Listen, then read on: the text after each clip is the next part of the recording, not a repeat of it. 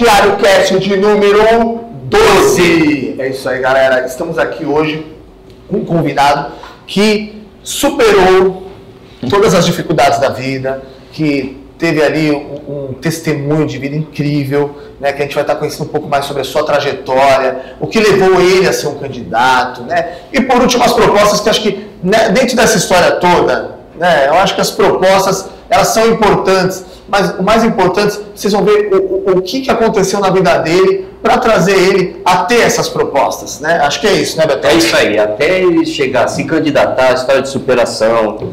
Hoje vai ter bastante história legal e ele é autor de vários projetos e vocês vão gostar muito de ouvir, tá, pessoal?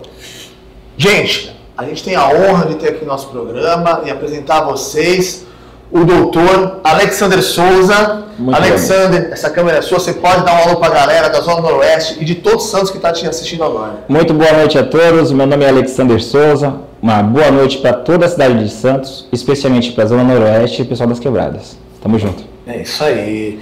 Alexander, é interessante, né? Porque a gente estava conversando aqui um pouco antes de começar aqui o podcast, e aí a gente estava conversando sobre a sua história de vida, né? E assim, uma dinâmica que a gente traça aqui no programa mesmo, a gente quer entender como que é a vida da pessoa antes, né? Como que ela cresceu, aonde ela nasceu, quais são as raízes. Eu acho que o mais importante de um político, na verdade, são os seus valores, né? As propostas, elas fazem parte de um contexto, né? Um contexto que ele tem que ser verdadeiro conforme a sua raiz, o seu crescimento, os seus valores, né? São pilares que vão se construindo. E a gente quer deixar isso aqui bem claro para as pessoas, né? A gente entender em quem elas estão escolhendo para votar, né? A história de vida que essa pessoa teve, o que levou ela a ter, de repente, alguns projetos, porque muitos dos candidatos têm projetos antes mesmo de ter as propostas, ou de ser um vereador, ou de ser um candidato, que também é o seu caso, né? Que já vem fazendo ali coisas pela comunidade. A gente queria entender como tudo isso começou. Você era criança, você nasceu em Santos, quais são suas raízes, Alexander? Bom, eu nasci na cidade de São Vicente, mas fui criado desde meses de idade na cidade de Santos, mais especificamente no bairro da Areia Branca, um bairro da periferia da cidade de Santos, da Zona Noroeste. E lá eu criei minhas raízes, é lá que eu tenho meus amigos, hoje clientes, meus projetos, minhas empresas, e é lá que eu realmente pretendo representar, porque, na minha opinião, é um lugar onde habita boa parte da sociedade santista e que nesse momento não tem representatividade. Certo. E ali você teve, a sua história foi agregada aqui a escolas municipais. A gente entende que dentro de uma comunidade a gente não quer generalizar, né? Mas a gente sabe que existem caminhos que podem ser atalhos, né? A gente está até conversando isso aqui um pouco antes, né? Então você tem ali tudo de mão beijada, né? Você tem a facilidade, às vezes, do tráfico, às vezes a revolta, né, que isso te traz, às vezes você está dentro de uma comunidade de não ter possibilidades, só que não ter possibilidades, você acaba buscando atalhos, né? E aí você viveu nesse meio, né? Você viu muitas pessoas que foram frutos desse meio, né? A gente vive isso no Brasil, né? Existe essa discrepância social. Infelizmente, quando a gente fala de comunidade, não é tapar o sol com a peneira, né? Nem todo mundo que está lá, né, que é o exemplo aqui hoje do Alexander, né? Formado, teve direito, condições de escolher, né, o caminho que vai trilhar, teve oportunidade de ir para um lado mais fácil, de um atalho, e resolveu ir para o lado mais difícil. Exato. Mas é o lado que ele põe a cabeça no travesseiro, que ele olha para o filho, olha para a esposa, dorme tranquilo. que você ajuda pessoas, que você resgata. Então, eu queria que você contasse um pouco mais sobre as pessoas que você cresceu. Sim, né? sim. Você tem contato com elas, Tem. Você tem histórias dessa época que você fala, meu, poxa, eu tive... Várias. Cara, meu, aconteceu isso esse dia aí, Várias. cara, eles foram lá, eu não fui, mas... Boa parte dos meus amigos de infância, graças ao meu bom Deus, estão vivos, trabalhando e com família. Graças a Deus.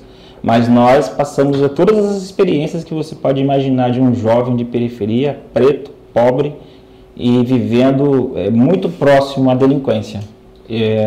Eu sou um rapaz que estudei sempre em escolas públicas, né? Sempre estudei em escolas públicas. Sou filho da Dona Maria, que era faxineira, e do seu Carlos Alberto, que infelizmente era um pai ausente, mas que eu respeitei até o final da vida mesmo assim. Tem que honrar o seu pai, né? Graças a Deus, eu estava junto com ele. No dia da morte, eu estava junto com ele, mesmo ele não sendo um pai perfeito. Assim como eu também não sou. Já disse isso várias vezes, inclusive nas minhas redes sociais. Se tem algo que eu me arrependo muito, é da minha ausência com relação aos meus filhos também. Por conta do trabalho, da profissão que eu escolhi, de auxiliar o próximo, eu acabei negligenciando minha própria família. Então, é algo que eu ainda pretendo nessa vida consertar. Mas voltando ao assunto, né? Você me falou sobre a minha infância. Eu fui criado em meio à delinquência, o tráfico de drogas, Algum momento achou assim que passou por uma situação que deu ruim? Com certeza. Já era. Veja bem, ferrado. eu fui criado no bairro mais pobre, da região mais pobre de Santos, que é a Zona Oeste. E boa parte da minha família não morava apenas na Areia Branca. Nós estávamos, inclusive, na ocupação da Vila Telma, por exemplo, nós estávamos lá. E hoje, boa parte da minha família mora no Morro do Tetel, que é outra ocupação. Eu participei de ocupações, por exemplo, na Vila Esperança, onde hoje vai ser construído o campo de futebol que eu comentei antes com você.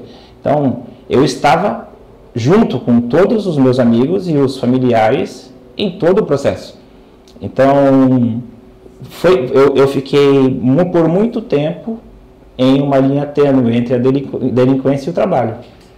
E foi justamente o trabalho que me levou para o lado correto.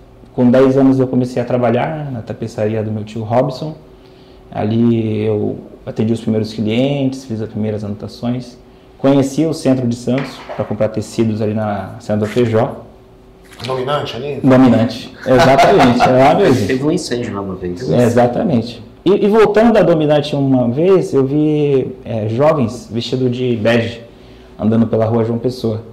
E eu perguntei para minha mãe, quem são aqueles jovens, né, vestidos de bege com insígnias no braço? Ela me disse, são os patrulheiros do campus. Eu lembro disso. Exato. Eles andavam com aquelas insígnias, né? Aí quem sabe ali já foi a tua escolha. Foi ali. Foi ali, né? A virada de chave foi ali. Foi ali. Eu perguntei quem eram, o que faziam, ela me disse exatamente o que eles faziam, trabalhavam. Eu quero. Ela falou, você quer? Eu quero. Então nós vamos ter que ir a pé da Areia Branca até o Canal 3, porque é lá que fica o círculo de amigos. Eu quero, mas já falou, ufa. Glória a Deus. Eu me lembro eu andando a pé na Serra de Fátima, Saboó, Morro do Pacheco, Centro, Senador Feijó, até chegar no Severino. Que tá lá até hoje, né? Tá lá até hoje. Ali foi o que salvou minha vida, foi o campus, com certeza. Ali tem disciplina, ali tem conhecimento. O campus você entrou com quantos anos? Com 13 anos. 13 anos. Eu fiz uma brincadeira com meu irmão outro dia. Eu falei, eu entrei antes que você. Ele é mais velho que eu. E eu entrei antes dos 14. Ele foi impossível, só pode ser patrulheiro com 14. Eu mostrei meu título de melhor patrulheiro de Santos com 13 anos ainda. Lá eu fiz datilografia, fiz ordem cívica. Datilografia, né? Datilografia. Pra quem não sabe, pra quem é novo, tá assistindo o nosso podcast, antigamente a gente tinha curso de datilografia. Era uma máquina que você tinha para digitar. Tem uma tecla de computador que você voltava ela assim para escrever a próxima frase. Então você escrevia uma frase, você voltava, e datilografia era um curso que se dava para você digitar rápido. Exato. Né? Mas continuando. Datilógrafos, onde vive, como se reproduz. Quando eu falo isso para minha esposa, que é bem mais jovem que eu dou mais ênfase, eu falo, tem coisas mais velhas. Ela é impossível. Eu falei, tem. Eu trabalhei com Telex, cara. Telex. Eu Pô, a gente começou de Telex outro dia. Eu trabalhei com Telex. Que o Telex foi o Sufax, né, cara? Foi bem antes do Sufax, cara. Pô, quem foi que veio aqui que falou do Telex, cara? Eu sei que no quartel, na parte da central de comunicação, eu cheguei a pegar o Telex. Aí quando era meia-noite tinha que mandar resenha para São Paulo. Isso aí. Foi entregando minha idade. Não, e aquilo era o máximo da tecnologia, que era espetacular, né? A gente fala, nossa, que tecnologia, que coisa moderna. Muito né? bom. Aí o fax, depois, né? Você bota ele de um lado, sai lá do outro lado do mundo, lá a mesma coisa. Você fala, nossa. Eu falei pro Severino, eu quero trabalhar em uma comissária de despacho. Ele falou, quer? Eu falei, sim. Ele falou, fica 6 meses como empacotador lá no supermercado da antiga, não é CPA Feira, era a antiga concessionária, Eletropolo, que era do lado da rodoviária de Santos ali. Quando der 6 meses e 1 dia, você volta aqui que eu te dou uma comissária. Eu fiquei lá 6 meses, empacotando. E pensando, meu Deus do céu, sério que eu vou ficar aqui? Quando deu 6 meses e um dia, eu fui até o Severino e falei, lembra de mim? Eu lembro. Pode escolher, tem 5 aqui. Olha só, sensacional. Sensacional. E lá, o seu nível Novo Agraf, que era dono da barreira de Almeida, Despachos Aduaneiros, Praça Antônio Teles 11, no centro, trabalhava com fax. Ele ficava aí, um vidro, e eu aqui. Ele primeiro datilografava, né? Era eletronicamente, aí ficava aqueles furinhos na fita, ele passava por cima do vidro e eu colocava na máquina. E passava o telex. Exatamente, e transmitia o telex. Ali já sabia, já tinha noção da faculdade, da tua formação acadêmica, qual seria? Não tinha. Ali não. Ali eu gostaria de ser despachante aduaneiro. Inclusive eu botei boa parte da minha vida para me tornar um despachante aduaneiro. Mas voltando na linha do tempo. Vamos lá. Você trabalhou, tentou entrar no campus, foi para empacotador, volta para o campus. Sim. Aí no campus você fica até quantos anos? Não, eu fui empacotador pelo campus. Pelo campus? Tá. Aí depois eu passei para as comissárias de despacho. Tá. E lá eu permaneci até os 17 anos, mais ou menos. Aí eu saí e cometi um dos piores erros da minha vida. Antes disso, inclusive. Porque com 14, quando eu entrei pro campus, eu pensei comigo, poxa, já estou ganhando dinheiro, para que estudar? Você tinha parado de estudar? Eu parei de estudar, com 14 anos. Ali foi um dos piores erros que eu cometi em toda a minha vida. Infelizmente, acho que naquela época eu não tinha um controle muito rígido dos patrulheiros. Hoje é impossível fazer isso, mas naquela época eu consegui fazer. Ludibriei, fui pelos caminhos, ia um dia, faltava 2, me matriculava, mas não ia. E assim eu fui fazendo, parei por 10 anos de estudar. Com o ensino fundamental ainda, 6ª série do ensino fundamental. À noite, né, mulherada, eu já te falei, eu flertei entre a delinquência e o trabalho até os 17 anos, quase 18.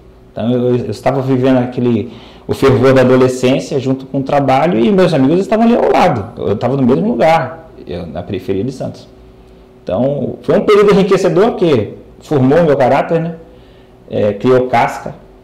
E hoje, eu tenho boa parte da minha personalidade foi formada naquele período. Então, graças a Deus eu sobrevivi. Sensacional. Graças a Deus eu sobrevivi. Muito bom. E aí, como o Beto falou, né, Betão? A gente está falando aqui da parte da acadêmica, né? Aí você faz o supletivo. Não, então, antes disso... Quando eu saí do campus, eu comecei a trabalhar em vários subempregos, né? Tudo. Servente de pedreiro, atendente de balcão de supermercado, tudo que tinha que aparecer eu fazia.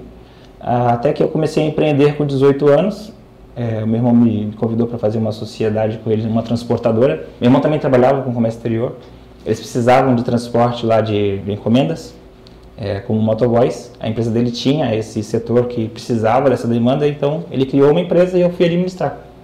E ali eu conheci a mãe da minha primeira filha, a Júlia. Nós vivemos juntos até 2002, 2003, mais ou menos. E quando eu terminei esse relacionamento, eu entrei em grande depressão, que não era algo que eu queria, mas por conta das minhas próprias atitudes aconteceu.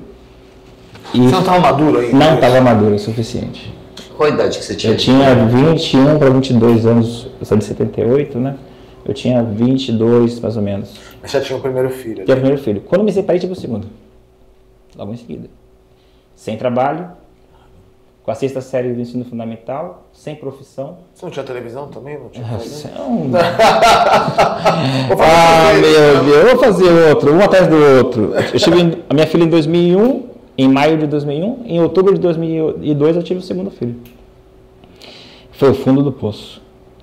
Ali foi realmente assim algo desesperador. Então eu graças a Deus naquele momento, para sair daquela depressão que eu sentia, eu recorri aos livros, que é algo que eu tinha como hobby desde muito pequeno. Eu gostava de ler desde 7 anos de idade. Tinha um projeto na Zona Oeste muito bom que poderia voltar, viu? Poderia voltar, não sei se no futuro, quem sabe. Chamava-se Biblioteca Volante. Olha que legal. Era um ônibus que tinha dentro dele vários livros, e paravam nas esquinas da Zona Oeste, nós fazíamos um cadastro, e lia os livros. Eu sempre li os livros da biblioteca. Então, quando eu me senti com 22 anos depressivo, eu voltei a estudar. E, como só tinha a 6ª série do ensino fundamental, eu falei, eu vou fazer o Enseja, que era a antiga casinha branca lá, no Arquimedes Bava, que fica no Dali Coutinho. Eu voltei a estudar, cheguei até lá e perguntava para a diretora, escuta, a gente estudava em casa, ia lá e fazia provas, entendeu? Aí eu, escuta, quantas provas eu posso fazer em um dia, né? Ela me disse, que pergunta estranha, as pessoas fazem uma na semana. Eu falei, sim, mas se eu quiser fazer uma por dia, sem problema. Ela falou, sem problema. Eu ia para casa, estudava, voltava a fazer uma prova. Aí eu percebi que dava para fazer mais de uma, eu estava desempregado. Eu falei, posso fazer mais do que uma? Ela falou, pode. Eu comecei a fazer prova de manhã, estudava, ia à tarde, fazia uma prova, e à noite fazia outra prova. 3 provas. Eu acabei o ensino fundamental e o médio em menos de um ano. Olha que bom, caramba. Tudo. Aí um professor lá, que Deus mandou, Deus manda, né? Você sabe. Ele olhou para mim e falou assim, Alex, tem uma coisa para te falar, eu vi tuas redações, suas notas, seu desempenho, você está com muita vontade. Tem um programa do governo federal que eu acho que se você fizer a prova, você vai ganhar uma bolsa integral para estudar no curso superior. Isso era 2004, 2005. Aí eu falei, na hora eu não dei atenção, eu falei, não é possível, bolsa integral. Para mim a faculdade já era uma coisa muito distante, sabe? Aí fiquei aquilo na cabeça, comecei a procurar e achei o ProUni, Programa Universidade para Todos. Aí eu fiz a prova em 2006, consegui uma bolsa de administração no Rio de Janeiro, no primeiro semestre. Meu filho estava pequeno, já era o meu 4º filho. Eu já tive 1, 2, e nesse tempo até 27 anos eu fiz 4 filhos. Estava contando o segundo ainda. Eu tava nas contas da idade do segundo. Eu falei, pô, já foi 4, realmente ele não tinha televisão. Não tinha televisão. Realmente não. Só tinha livro e eles. Era a mesma mãe? Um de cada mãe. Um de cada mãe? Um de cada mãe. Fábio Júnior, precisamos ter uma conversa. Esse menino passava o rolo. Passava o rolo. Eu achava que era o Fábio Júnior. Alex Júnior. Pô, que é isso? Você tem que ver como era a Zona Noroeste naquela época. Era uma bagunça, era uma bagunça. Era noite, era pagode, farra, funk, rap, era tudo junto, era um fervor. Alexandre do céu. Meu Deus do céu, eu tô impressionado com essa história, velho. Mas enfim, eu não fui pro Rio de Janeiro. Eu falei, vou ficar, não vou. Ganhei uma bolsa em São Paulo no segundo semestre, mas era na Barra Funda, também era muito longe. Eu desisti da bolsa. Aí eu perdi aquela chance, né? Eu tenho que fazer o Enem novamente. Alex, assim, só para eu não conseguir entender, quando você ganhava a bolsa, vai no Rio de Janeiro ou em São Paulo, você escolhia qual... Não, por conta da nota, né? Ah, seria por conta da nota. Você coloca a sua nota no SISU, e ele vai te mostrando que aquela nota, aquela bolsa que você queria já não dá mais, porque a nota ultrapassou. Aí você vai caindo para outras. Eu fui caindo tanto que cheguei no Rio. Vai ser tipo por eliminação. Exatamente. Tá. Eu cheguei no Rio, cheguei em São Paulo, mas não cheguei em Santos. Então perdi aquela bolsa. E em São Paulo, qual foi o curso? Era também administração era também. Na Barra Funda. Então em 2007 eu fiz de novo a prova. Só que quando eu estava fazendo a prova, eu lembro como se fosse hoje. Eu parei, eu meditei, eu me concentrei e falei, Senhor,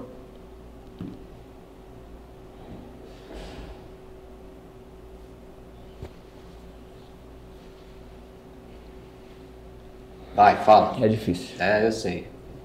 Vai que sai. Eu preciso de uma nota tão grande, tão alta, que me permita estudar direito em Santos. Pronto, pediu. É tudo o que ele quer. Você peça. Ele me deu a primeira nota, a mais alta. Ele deu a maior nota, a mais alta nota. É isso aí. E quando ele deu, eu falei, eu vou devolver tudo. Mas eu estudei, viu? Muito. Eu me preparei os 5 anos. Quando faltava um professor, eu não gostava. O pessoal que está assistindo na classe agora, né? Mas eu não me identifiquei com ele. O pessoal que está na classe agora fala assim, miserável, era assim mesmo, cara. Eu não gostava, pô. Eu tô vindo até aqui para estudar, só tenho uma chance. O pessoal que quer ficar na rua, que fique, pô. Eu quero estudar. Eu passei 5 anos estudando. Alexander, a gente viu que você é uma pessoa de muita fé. Graças a Deus. Você tem essa temência a Deus? Em que momento você vem isso na sua vida ou desde sempre teve? Desde sempre. A dificuldade é foda. Se você não tiver Deus no coração, você não sobrevive. Os teus pais são evangélicos? Não. São evangélicos? Toda a minha família era espírita. É espírita. Eu não sou católico, não me considero um espírita fervoroso, mas a religião, que muitos acreditam que não é, que eu mais me identifico é o kardecismo. Mas muitos acreditam que não é uma religião, que é uma ciência. As pessoas lá se consideram mais estudiosos do que religiosos. Mas você tem essa temência a Deus, você tem essa conversa com Deus, sim. né? Isso que a gente percebe. O Senhor Jesus Cristo está na minha vida, sempre teve e sempre estará. Sem Ele, nada seria possível. Nada seria possível. Ele te capacitou ali na hora, né? Foi a mão dele, né? Foi a mão dele, foi a mão dele. Eu estudei tanto que quando eu cheguei no 4º ano na verdade, no 3º ano eu já comecei a brincar de passar em concurso público para estagiários, né? Porque... Ele estava abusando, né? Ele pediu para passar na prova, mas já está abusando, né? Porque eu pensava assim, eu estava na Universidade Paulista, né? E quando eu entrei na universidade, muita gente falava, essa universidade porcaria, né? A universidade, desculpe, eu falei o nome, né? Não deveria. Não, é que eu pedi um pouquinho mais para trás, talvez eu estivesse atrapalhando o teu corte aqui, ó. Aí... Ela tá brigando, porque ela já brigou comigo por causa do microfone também. Os outros universitários diziam que a minha universidade era uma porcaria. É isso. Isso me incomodava muito. Muito. Quando cheguei no 3º ano e eu pude fazer concursos para estagiários, eu sabia que ia disputar com eles, das outras universidades, as mais ricas. Eu falei, agora só depende de mim, não depende de mais ninguém. Agora é a hora, é errar, moleque. Da universidade ruim aí. É exatamente isso. Eu comecei a passar em tudo que é concurso. Eu queria estagiar na Caixa Econômica, estagiei, graças a Deus.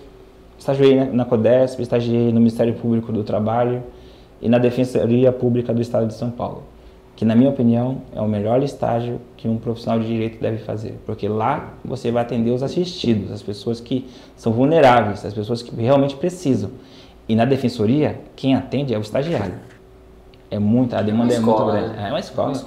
E você vive na prática. Na prática, as pessoas chegam com as demandas e quem atende é o estagiário. É muita gente para o defensor público fazer sozinho. Dizem que em muitos gabinetes, isso vai ser até polêmico, eu vou falar aqui, né? A gente tem o juiz e tem ali os assessores do juiz, né? Sim. Dizem que muito juiz não dá sentença, né? Eu nunca estagiei. É o que dizem, não sou eu que estou dizendo. Dizem as más línguas, eu nunca estagiei lá, não sei se é realmente isso. Aí tu não militava nada, na parte de polícia tu não militava nada, não era de meu partido, nada, nem pensava em nada disso. Desde os 14 anos eu sempre me considerei de esquerda, né? Então o partido que eu mais me identificava era o Partido dos Trabalhadores, sempre foi. E assim eu segui a minha vida inteira, pensando sempre nesse viés. Falando de esquerda e direita, né? Como é que eu aprendi com ele. Falando da polarização, eu não sabia, eu aprendi com ele. A palavra do momento, da polarização. Né? A gente hoje fala-se muito da direita e da esquerda. Né? Qual é a sua opinião? A gente pergunta para muitos candidatos que vêm aqui, isso é bom para as eleições? Isso é bom para o momento? Não é bom. É bom. Qual que é a opinião do Alexander? Hoje eu tenho consultores que são meus mestres, né? Consultores de políticos. E hoje eu considero que um professor tem a razão. Ele me falou uma vez isso e isso entrou na minha cabeça. E a política só tem 2 lados. O de dentro e o de fora. É isso. Todo mundo que briga por conta de política, que tem algum tipo que perde algum amigo, ou que perde um parente, ou que arranja qualquer tipo de confusão por conta de política, está errado. Completamente errado. Não se deve fazer isso.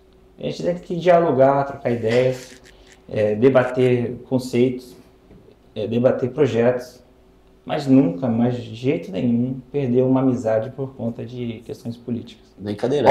Tá um corte aí, Nath. Isso aí, esse negócio da política de dentro e de fora, esse corte eu quero. Pode anotar aí. Amém.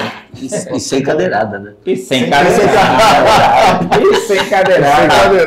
Pelo amor de Deus, aquilo é um absurdo. Aquilo é um absurdo, cara. O que está acontecendo? Aquilo é um absurdo. Santo Pablo Marçal. Pablo. Para com isso, pelo amor de Deus. Cara, ele vai até o fim, ele vai até o limite da paciência, né, cara? Ele vai. É uma estratégia, né? É uma estratégia. Ele entrou para desestruturar, né? A ideia acho que era desestruturar mesmo emocionalmente. E ele está conseguindo fazer isso bem, né? Exatamente. E acredito que. E está ganhando bastante eleitores, viu? Está ganhando campo com isso, né? E assim, quando ele consegue chegar dentro de alguns alvos dele, né? Pode dizer isso aqui abertamente, ele ganha mais um degrau na campanha dele, né? Quando ele toma a cadeirada, é a mesma facada que o Bolsonaro tomou na campanha. Né? Então a gente sabe que isso conta muito positivo para quem é a vítima, né? Ele desestabilizou, né, cara? Desestabilizou emocional. A direita e o bolsonarismo só serviu para mim para abrir um pouco a minha mente a respeito de uma coisa, só que eu acho que hoje que é bem claro para mim. O PT caminhou para o centro e o PSDB caminhou para a esquerda. Aí ele fala, pô, eles sempre foram dois lados da mesma moeda, né? E hoje, eu sinceramente, hoje eu sou PSDBista, né, graças a Deus. Tucano. Eu sou um tucano. Muito por conta do Paulo Alexandre Barbosa, que me provou. Que até o Paulo podia um dia vir aqui com a gente. Eu vou chamar o Paulo. Bom, né? Paulo, você lembra da confusão do primeiro jornal, da primeira edição? Você está convidado aqui, a gente vai contar essa confusão junto, Paulo. Vem pra cá. Pode vir, porque o Paulo provou por A mais B que não é o partido, é a pessoa. Ele foi o melhor prefeito que essa cidade já teve.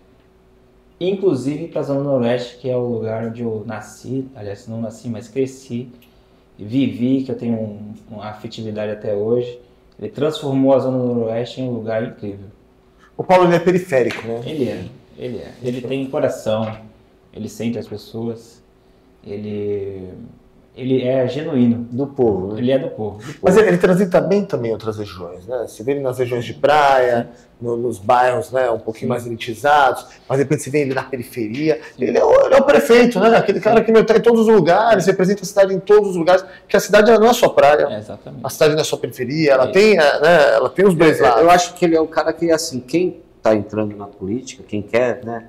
É um cara para se espelhar. Para se espelhar. Com certeza. Eu me espelho muito na conduta do Paulo. Quando ele fala, olha, eu fui prefeito de Santos e dos santistas. Eu fui até Brasília em todos os mandatos dos presidentes. E ele passou por 4 presidentes. Ele recebeu os 4 aqui em Santos, independente do partido. Estendeu o tapete vermelho, eles vieram, deixaram aqui os benefícios e foram embora em paz. É isso que um prefeito tem que fazer. É isso também que um vereador deveria fazer. Mas infelizmente nem todos fazem, né? Como eu falei, deixei bem claro para vocês, eu sou um representante da Zona Noroeste de Santos, que é uma região que não tem representação. Sim. Na Câmara Municipal não tem. E é por isso que eu deixo bem enfático nos meus vídeos, em todas as minhas publicações, que a minha intenção é ajudar aquela região a ter ainda mais, porque o prefeito Rogério Santos e o prefeito Paulo Alexandre Barbosa anteriormente fazem muito para aquela região. E com a ajuda dos vereadores eleitos, eu creio que é possível fazer ainda mais. Porque o vereador está ali, né? Ele é parte daquilo, é parte do povo. Se ele for bem escolhido, ele vai ter nascido naquela região. E se ele nasceu, ele conhece os problemas. E ele pega esses problemas e dá para quem? Para o prefeito. Executivo. Ele pega para o executivo, ele leva até o executivo através de um projeto de lei, ou através de uma conversa informal, uma reunião, uma demanda, um pedido. Ele pode fazer isso de diversas formas, entregar para o prefeito pronto aquilo que realmente é a demanda da população local. Eu falei isso para o Rogério a primeira vez que eu falei com ele em uma reunião, porque o Boulevard da Náutica 3 em São Vicente e o Boulevard do Casqueiro com o Mangue são boulevards realmente, com calçamento, com a urbanização, com paisagismo. E porque a Zona Noroeste é a maior concentração de palafitas do planeta, ou da América Latina. E o Rogério me respondeu, mas nós vamos mudar essa realidade. Vamos mudar essa realidade exatamente com um projeto que agora me fugiu o nome, mas é um projeto que tem a pretensão de criar palafitas de concreto, casas de alvenaria, e dar dignidade para aquelas pessoas, para que elas não precisem sair da região onde elas foram criadas, mas que tenham um lar com CEP, com escritura, se tiver a vontade de negociar, que possa negociar, e que eles não precisem sair do seu lar, né? Que é o lugar onde eles foram criados e que eles têm ali os laços afetivos. Muita gente acho que não presta atenção, mas a gente tem áreas muito pobres, né, aqui em Santos, né? A gente fala de palafitas, a gente fala de dique, a gente fala de morro, né? Acho que o santista, ele deveria se inteirar um pouco mais sobre isso na cidade dele, né? Porque assim, é muito fácil a gente ver praia, a gente discutir política, né? E assim, são poucos os candidatos que têm a representatividade que o Alexander tem, com os interesses que ele tem, de ajudar justamente as zonas pobres, né? O interesse do Alexander não é se tornar vereador para ter ali o mandato dele, para ter a cadeira dele, ele quer ter o olhar para essas pessoas que precisam, porque ele foi criado nesse meio. Exatamente. Né? Você viveu a necessidade. Né? Mais do que uma pessoa que representa, é a pessoa que viveu aquilo. E tem gratidão, né? E tem gratidão. Muito grato. Como ele mesmo falou, né? Que veio do nada e de repente está numa situação que está podendo ajudar as pessoas e que montou projetos, montou a bem de causas e nem pensava em entrar na política. Não, né? Na verdade, eu tinha a pretensão de devolver à sociedade um pouco daquilo que ela me deu. Tu sabe que eu tenho uma promessa, independente de religião, cada um tem a sua e eu tenho a minha. E eu tenho uma promessa que é de levar minha mulher e meus 2 filhos para Fátima para pagar uma promessa. Do que eu consegui? Não. De alguma graça alcançada? Não. É de agradecimento por tudo que Deus tem feito, tudo que a Virgem Maria tem feito na nossa vida. Amém. Então, é de agradecimento. Eu tenho essa promessa. Então eu entendo isso aí. Sim. É uma promessa e você tem que pagar. Vamos pagar, a gente vai pagar. Agradecer. Eu tenho feito nos últimos 12 anos, né? Depois de formado, eu comecei a advogar e graças a Deus algumas pessoas aparecem na minha vida e eu percebo que aquela pessoa foi enviada por Deus para que eu ajude aquela família. Eu tenho certeza que aquela pessoa deve ser ajudada e eu ajudo, de forma pro bono, totalmente dentro do código de ética da ordem, né, para não ferir nenhum tipo de instrumento que eu não poderia fazer, mas o que eu posso fazer de forma pro bono para as famílias que realmente precisam, eu faço. E foi daí que surgiu a ideia do Gabinete do Povo, de pegar aquela ajuda que era individual ou familiar e transformar em forma Isso coletiva. que eu ia te perguntar, o que é o Gabinete do Povo, para as pessoas que estão vendo a gente entender? O Gabinete do Povo é uma ideia de vereador sem mandato. É a ideia de que é possível fazer, através do terceiro setor, tudo aquilo que um vereador eleito faz, mesmo sem ser eleito. Entendeu? É levar as demandas da periferia, das pessoas do local até o executivo, de fiscalizar depois que foi levado, e depois que for cumprida a demanda, da publicidade. Publicidade constitucionalmente prevista, né? Porque é um dos princípios basilares da administração pública, a publicidade. Então, o Gabinete do Povo tem essa pretensão, e eu tentei por muito tempo implementar em algumas sociedades de melhoramentos da Zona Oeste. Infelizmente, não consegui completamente, mas ainda tenho a pretensão de que ele um dia funcione.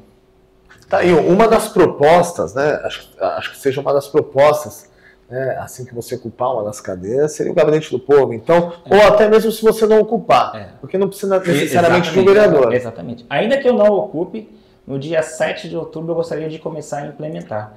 E eu tenho propostas de pessoas que viram o que eu fiz agora na campanha e que prometem me apoiar a partir do dia 7.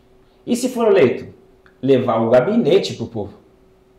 Entendeu? Se eu não for eleito, o Gabinete do Povo, terceiro setor. Se for eleito, levar o meu gabinete Pro povo. Sair aqui do Senador Feijó e levar lá para a Zona Noroeste, óbvio. As pessoas não têm que sair da Zona Noroeste para ir até o seu gabinete, vereador. Você que tem que ir até lá, onde as pessoas estão, andar pelas ruas, ver as demandas, falar com as pessoas, entendeu? E depois transformar em projeto de lei ou em reuniões com o prefeito, Poder Executivo. Alexandre, você é da Zona Noroeste, você é das comunidades, né? A gente vê muita gente se dizendo representar esses bairros, até um papo polêmico. Quem se sentiu ofendido tem o direito de resposta, de vir aqui. Mas assim, você enxerga hoje os que se dizem representantes daqueles bairros ali, daquelas comunidades, dentro dos mandatos deles, eles foram presentes? Então, nos bairros em que esses 21 vereadores cresceram, viveram e têm uma afetividade até hoje, eu não sei, porque eles não são da Zona Noroeste. Então eu não vivo onde eles foram criados. Mas alguns levantam a bandeira, sou Zona Noroeste, né? Eu represento a Zona Noroeste. Não conheço um que tenha coragem de fazer isso, abertamente não. Eu conheço um vereador eleito que está no primeiro mandato e que foi eleito majoritariamente pela Zona Noroeste. Um dos 21 eleitos. Os outros 20 não nos representam. Não nos representam. Eu falo não nos representam porque eu sou parte do povo da Zona Noroeste. E fala com propriedade. Eu falo com propriedade. Você será o representante. Olha, posso falar a realidade? Entre esses 60 pré-candidatos, ou agora candidatos que nós comentamos anteriormente, existem pessoas que eu conheço, inclusive do meu partido.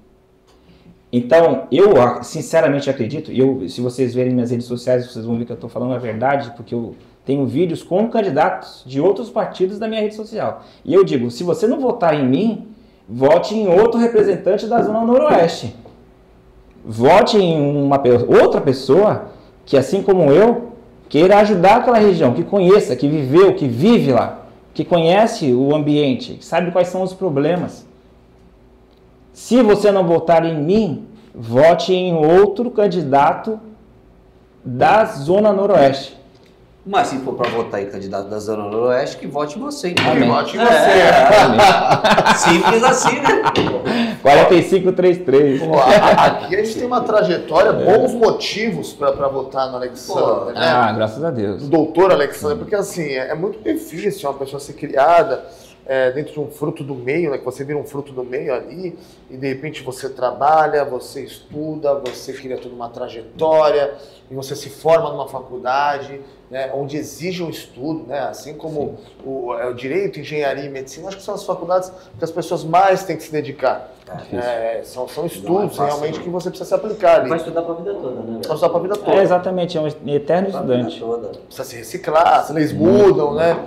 Então, assim, você tem bons motivos, tem pessoa preparada para isso, capacitada para isso. Amém. Eu sou do time, eu não sei vocês, mas eu acho que todo vereador, todo político deveria ter uma capacitação, né? Não sei se o ensino superior, mas alguma especialidade deveria ter. Rapaz, eu já entrei no embate uma vez. Isso é uma polêmica. Isso é polêmica. Isso é polêmico, assim. É uma opinião minha, Sim. tá? Não quero generalizar isso, não quero colocar isso em pauta, mas acredito eu que, assim, acho que para tudo na vida, né? Sim. Pô, se eu vou lutar jiu-jitsu, eu tenho que, para eu ser um faixa preta, eu demoro de 7 a 10 anos, né? Para eu ter uma propriedade sobre a luta, né? Se você vai ser um bombeiro, você precisa ter todo um preparo, uma escola militar ali, para entender o que...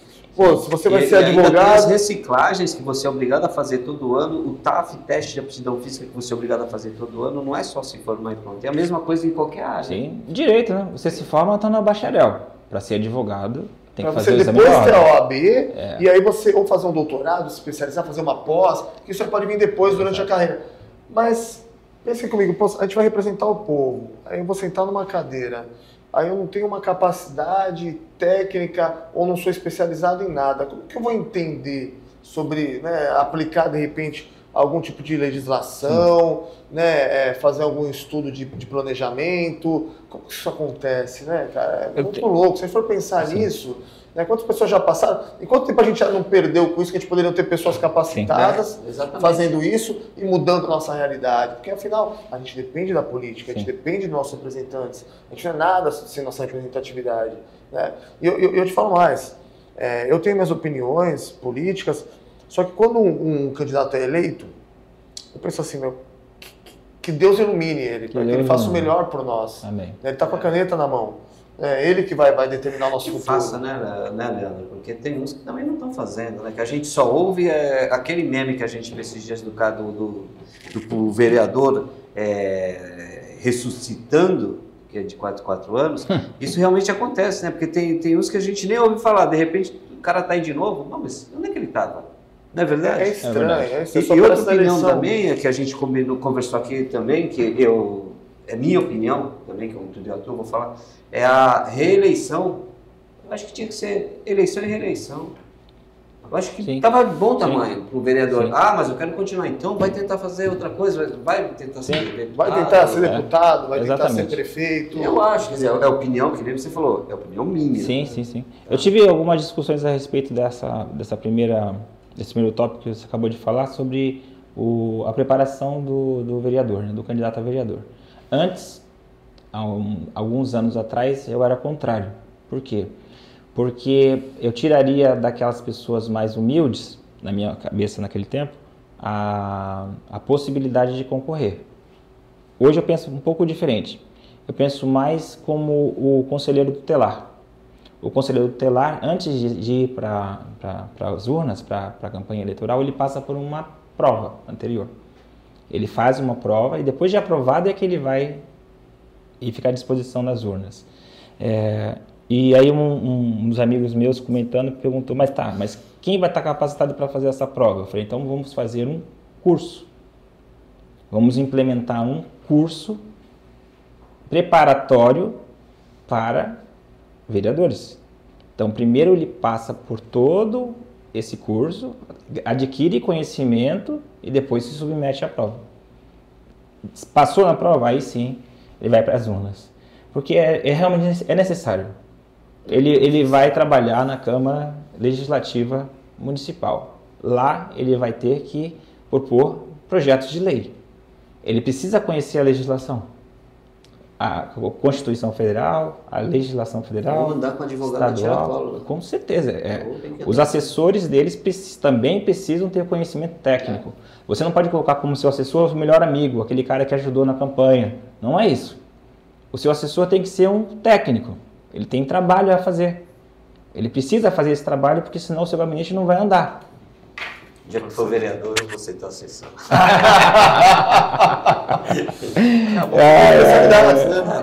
Se ele for um técnico, sem problema nenhum. Mas assim, falando agora de campanha, né, a gente fez nossa lição de casa aqui, a gente viu que vocês já têm alguns projetos hoje em andamento, mesmo antes de ter sua cadeira, ou o Gabinete do Povo, que é o que você está propondo, né? Legal. Sempre o plano A, o plano B. Eu acho interessante você falar um pouco mais sobre o projeto que você tem, né, desse resgate dos jovens através do futebol. É um projeto social que eu criei em agosto de 2022, assim que o prefeito Rogério Santos inaugurou o novo gramado do Pagão. Chama-se IAS Academia de Futebol. Então, Instituto Alexander Souza, Academia de Futebol. Nós temos lá a pretensão de receber jovens de 14 a 17 anos. Desde agosto de 2022 eu venho fazendo isso. Nós já recebemos mais de 400 jovens da periferia da cidade de Santos, de todos os lugares, inclusive de São Vicente também. Aí lá é uma escolinha. É uma escolinha de futebol. E nós treinamos no Pagão segundas, quartas e sextas. Eu dou todo o material esportivo, o professor, que são sempre muito especializados, são técnicos realmente. E apesar de gostar do caráter social, que era receber todos, a escolinha acabou naturalmente se tornando competitiva. As próprias crianças foram naturalmente implorando quase para que eu permitisse que eles competissem. Então eles começaram a competir realmente de forma mais profissional. Hoje nós já disputamos o Campeonato Paulista de base no primeiro semestre, chegamos às quartas de finais, fomos campeões da Copa Armando Gomes, né?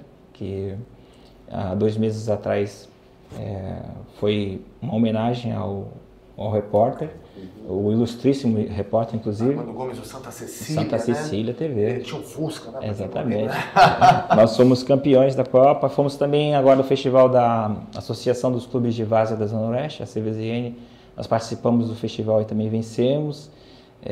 Eu fui convidado por conta desse projeto agora a ser coordenador técnico da categoria Sub-17 do São Vicente Atlético Clube. Então, os garotos que despontam aqui realmente, que têm muito potencial, eu levo para o clube agora. Eles estão disputando 2 campeonatos importantíssimos. Na minha opinião, os 2 maiores campeonatos do estado de São Paulo, que é o Paulista Cup de clubes. Então, tem Palmeiras, Santos, São Paulo, Corinthians e nós. E também a Copa Bull. Essas 2 competições são importantíssimas e são vitrines, né? Para que esses garotos alcancem o seu sonho. Dali, né? Sim. Alguns craques aí. Eu falo sempre para eles, se vocês se tornarem bons homens de caráter, o meu trabalho está feito. Se além disso vocês conseguirem realizar os seus sonhos de ser jogador de futebol, pô, melhor ainda.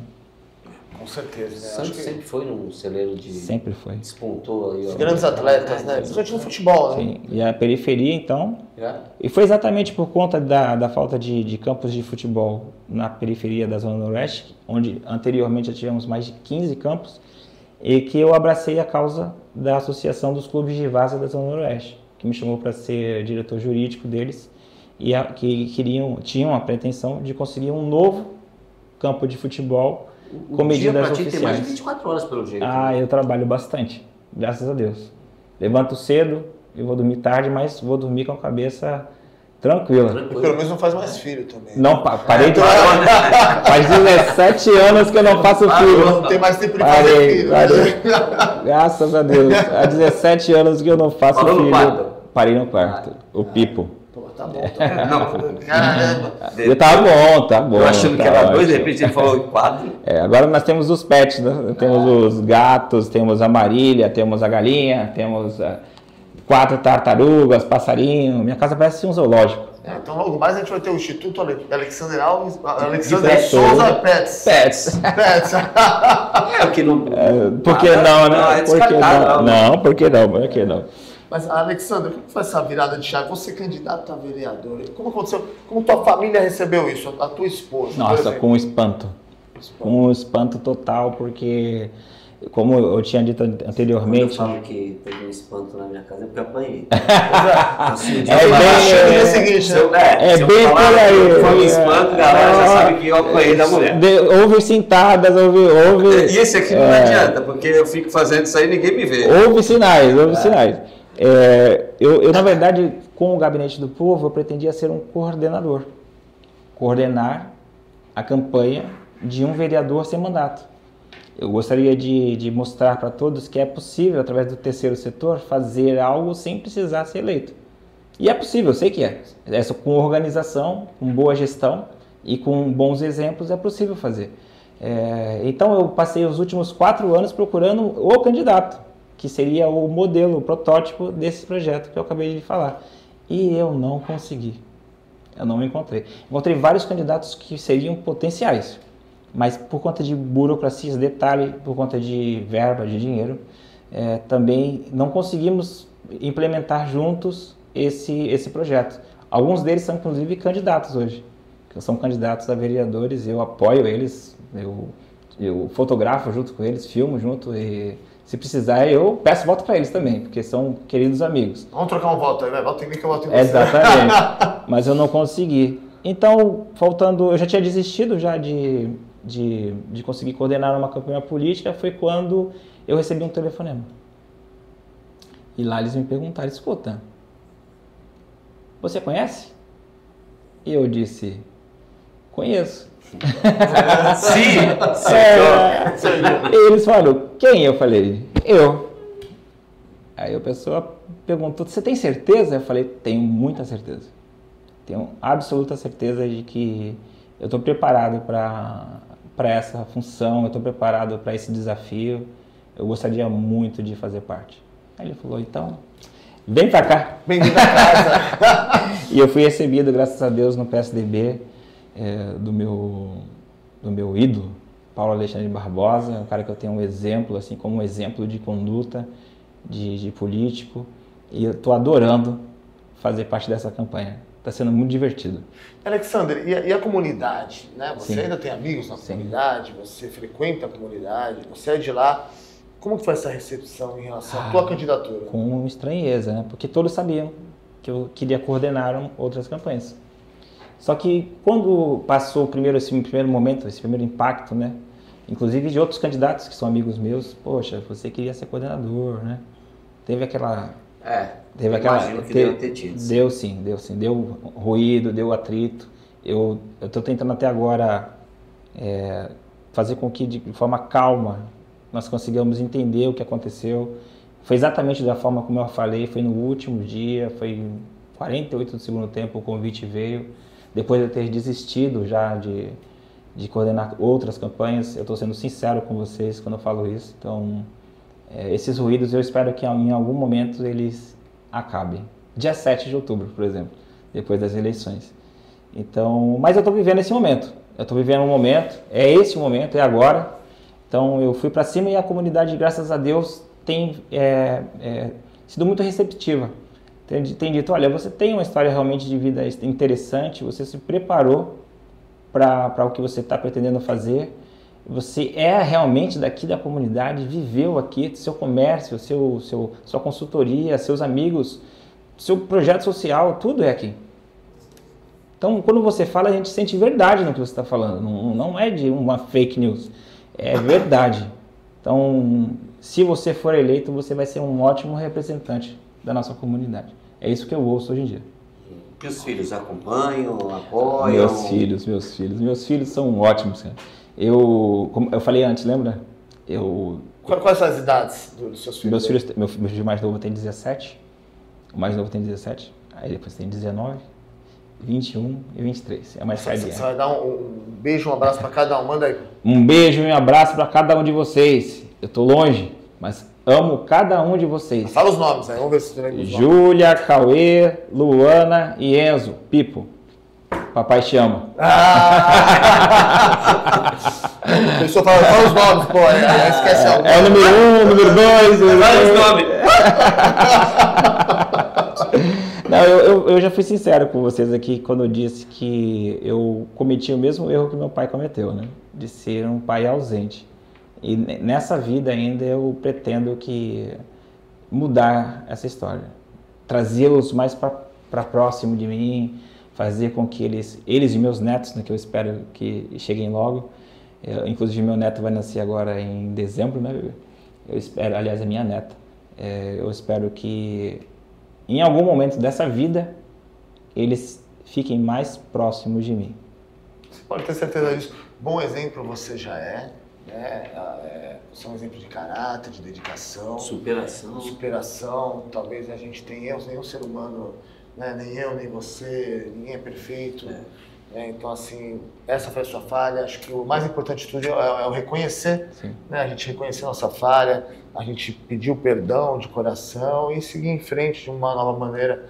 Eu acho que hoje, quando seus filhos vê o exemplo que você dá como pessoa, né, o resgate que você está fazendo nas comunidades, os projetos que você tem, né, você como político, acho que até mesmo esse programa hoje, ele serve para isso. É justamente para a gente resgatar o ser humano, sabe? Porque está tão frio a coisa, porque você só impulsiona no Instagram o que você quer, o Instagram é a fake news ali, né? A melhor foto sua. Tudo é lindo, né? Tudo é lindo, tudo é maravilhoso. Mas assim, alguns dos candidatos têm até medo, porque assim, eles não querem fazer o que você fez, se expor, vir aqui mostrar o lado humano, porque às vezes não tem, né? Podia até abrir uma hashtag, né? Os candidatos virem aqui. Eles têm algum receio, às vezes, sabe? De falar, nossa, será? Vou lá, o cara vai, entendeu? Entrar em meandros da minha parte, nas minhas particularidades como ser humano, não é isso que eu quero, eu só quero falar de proposta, de coisas que eu já fiz, de coisas que eu vou fazer. E não é, acho que o candidato, né, que a gente escolhe para nos representar, a gente precisa conhecer muito bem. Exatamente. Né, uma pessoa, uma extensão minha que vai estar lá dentro. Né? Mas assim, a gente falou de trajetória, a gente falou da superação, a gente falou da preparação, a gente falou de projetos já iniciados, de propostas que estão por vir. E aqui a gente tem a câmera da verdade, Alexander. Agora é a câmera da verdade. Agora faz a voz. Agora é hora da câmera da verdade. É isso, é a câmera da verdade. E na câmera da verdade, a gente vai... Eu quero que você olhe aqui nas lentes, e diga não só a todo o público da Zona Noroeste, mas a gente tem mais de 1.600 inscritos hoje no canal, e é muita gente de Santos também que acaba buscando conteúdo, visualizando nossos vídeos. Que você falasse para cada uma dessas pessoas o porquê votar no Alexander Souza. Bom, pessoal, depois desse tempo aqui que eu acabei de conversar com vocês, depois de expor aqui toda a minha realidade, de ser o mais sincero possível, eu espero que vocês tenham compreendido como é a minha essência.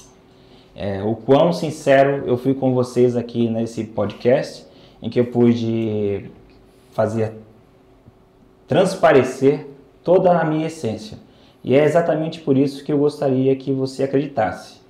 Eu estou preparado para assumir o cargo para o qual eu me proponho.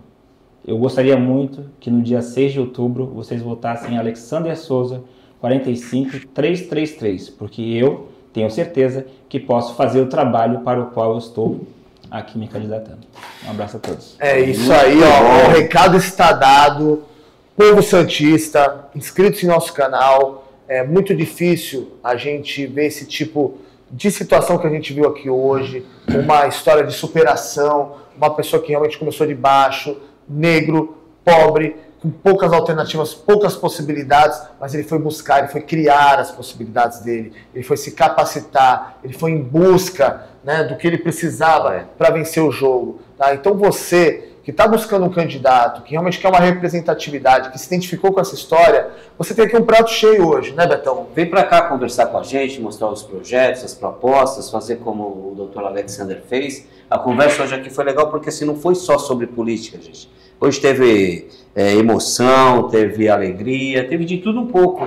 Teve de tudo um pouco. Foi muito bom. Então assim, se você ainda está em dúvida, eu sou da Zona Noroeste, eu estou em dúvida de quem votar, você tem um representante muito bem capacitado, por sinal. Né? E se você é de preparado, Santos, né? Exatamente. Preparado. Você se identificou com a história, você não precisa ser da Zona Noroeste. Você está buscando representatividade, você está buscando uma oportunidade de vida, você de repente está passando por um momento que ele já passou, que ele relatou aqui.